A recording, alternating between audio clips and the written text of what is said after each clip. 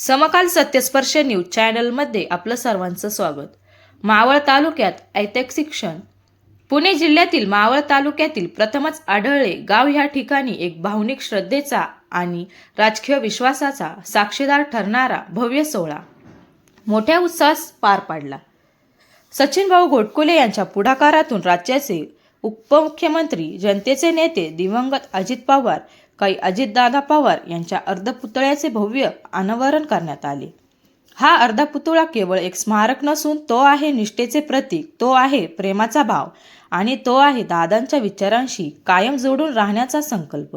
सचिनभाऊ घोटकुले यांनी आपल्या भावना व्यक्त करताना सांगितले की दादा म्हणजे फक्त नेते नाहीत, ते विचार आहेत, दिशा आहे आणि प्रेरणा आहेत.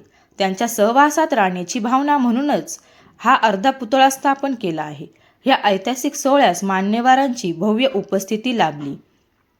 माजी मंत्री बाळाभाऊ भेगडे, माऊली भाऊ दाभाडे, बाळासाहेब घोटकुले, बबनराव भेगडे, राहुल वाबळे, विकास खळदकर सर्व मान्यवरांनी या उपक्रमाचे कौतुक करत सचिनभाऊ घोटकुले यांच्या सामाजिक आणि राजकीय कार्याला सलाम केला.